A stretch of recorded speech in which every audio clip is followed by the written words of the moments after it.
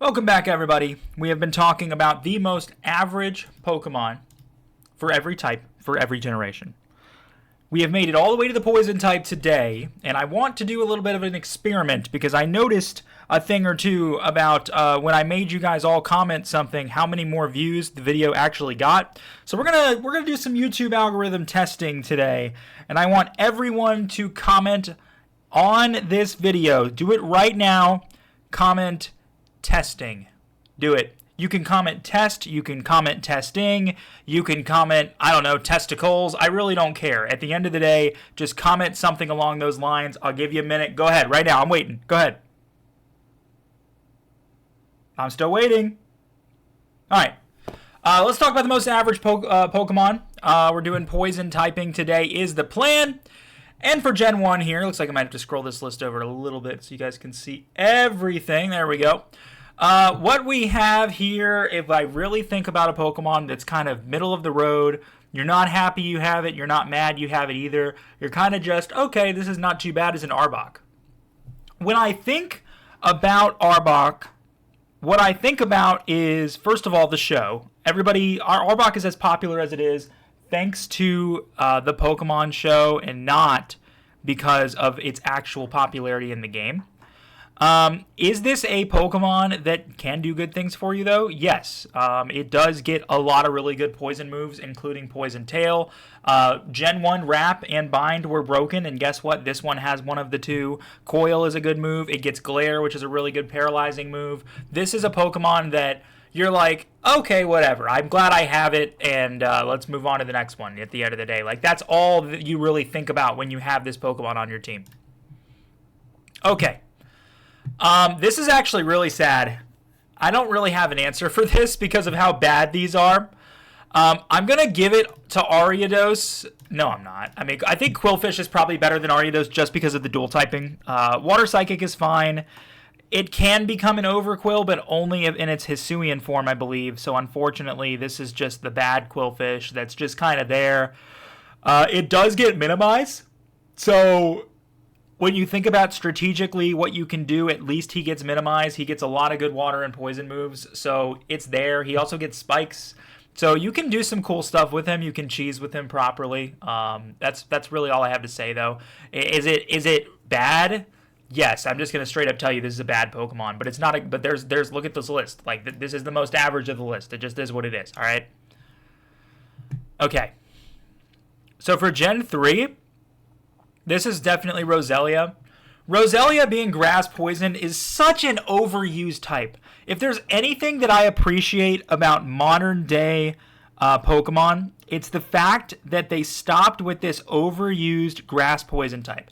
Make it a pure grass. Make it a pure poison, make it a bug poison, make it a grass bug, make it a, I don't know, grass, and I can't, fairy maybe? Fairy would work for Roselia. But, like, why on earth do we keep reusing this type? It's a very bad type that only adds bad pieces to a Pokemon.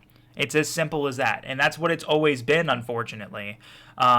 That's why Venusaur has thick fat. He has that because he gets destroyed otherwise, right? Wait, does Venusaur get thick fat? No, I don't think he does. Never mind. Point is, he needs it, okay? But grass poison is just, it sucks. It's a really bad type.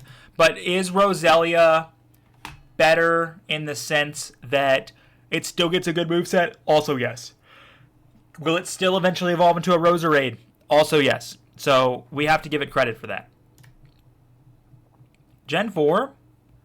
This is definitely... Yeah, it's Skuntank. Skuntank has one weakness to ground. That's it. One weakness to ground. To this day, one of the only Pokemon with one weakness. One of the only type combinations with one weakness. Dark Ghost is one. Ground Water is one. That might be it. Now, the ground water one, of course, being ×4 is really bad. So this one actually being Poison Dark does rival Dark Ghost, which is also really awesome. So you really can't complain. Skuntank with one weakness. You can do a lot of good things defensively with that. The only thing you don't have, unfortunately, is any good offensive moves. But you can poison and just kind of stall with the right moveset and the right defense boosts and just try and play around with it the best way you possibly can. Gen 5, it's Amoonguss. I mean, Amoonguss is like that Pokemon nobody asked for, and they thought it was hilarious when they saw that the first one was called Fungus and the second one was called Amoonguss. And, you know, that's really all I have to say about this Pokemon. It's just kind of, it's there. It is a Leech Seed user. It is another Grass Poison type, unfortunately. But the moveset is there. And, yeah, it's a Pokemon you just kind of run into, and it's like, all right, move on, right? Okay. I usually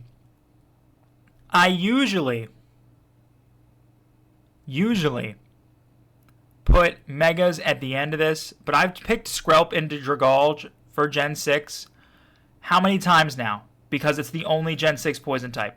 So I need to switch it up. So while I still will do a gimmick form list near the end, I'm going to be allowed to choose Megas here, and I'm actually choosing Mega Venusaur. Oh, sorry. Oh, man, how tired am I? Here's the thing with Mega Venusaur, guys. Out of every Mega they put in the game, is this, or is this not, one of the more underwhelming ones? I feel like when I use a Mega Venusaur, I feel like that, like, okay, hold on. Get your train of thought, because you're just sitting here talking with no script, and this is what you do. Get your train of thought. Focus. I feel like nothing got that much better with this thing. I feel like a Vine Whip with a regular Venusaur and a Mega Venusaur are not that much different. I feel like his defense is not that much higher. I feel like his attack is not that much higher. And I don't like the design. I don't know. Obviously, Mega Charizard, not only did it get 2 forms, but the fact that one of them gave him literal dragon form is incredible, and Mega Charizard was a great addition. Mega Blastoise is like, also kind of similar to Mega Venusaur, but at the same time, it is still, in my opinion, feels stronger, and he's a Shell Smash user, which is even better. His design is cooler as well. And then you have this one. I feel like they just flopped on this one a little bit. I do. Gen 7. What is it? What is it for Gen 7?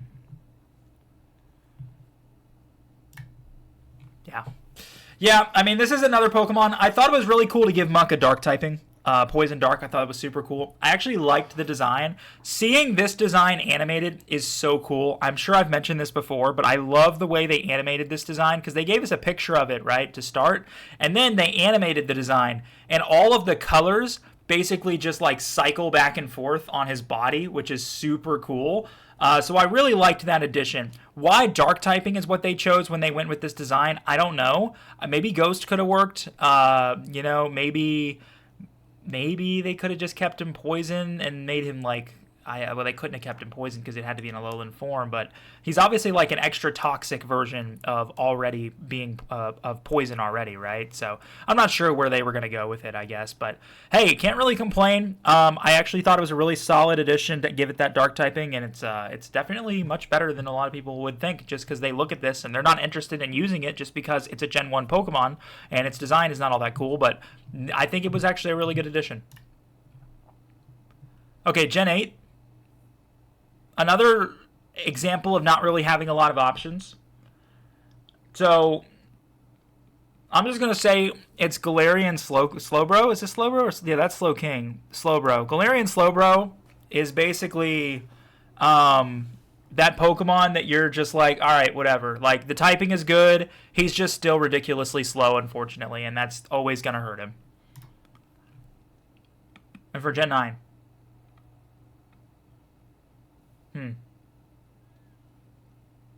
Okay. Obviously a lot of heavy hitters here. Disregarding any legendaries and paradox Pokemon. Okay. Okay, how am I going to remember your name? Your name... I fight you in Radical Red all the time. What is your name? Glamora. Glamora! Glamora is a wall, okay? Glamora is a wall. What else is Glamora? Literally nothing else. Glamora is a wall. It's a wall with bad typing. Is it good, though? Yes, it gets toxic debris. You can set up every set of hazards on this because of its typing as well. Spikes, stealth rocks. The only thing you don't get is sticky webs, unfortunately, but that's not something you normally get on a Pokemon like this. So is it one of the better walls in the sense of being a lead on a team? Yes, just make sure you switch it into the right type and you've got a chance to set up big time. The most average, though? Honestly, when I think of an average Pokemon, I still think of Arbok. I think Arbok has always been an average Pokemon and nothing much more to that. So that is our list. We got Arbok, Quillfish, Roselia, Skuntank, Amoonguss, Mega Venusaur, Alolan Muck, Galarian? Is Galar the 8th region? Yeah, Galarian, Slowbro, Glamora, and Arbok, in my opinion, is most average. Thank you guys so much for watching. I'm clearly a little sleepy, so I apologize if my energy was off on this one. For ground, though, we're going to turn it up an extra level. I'll see you guys then.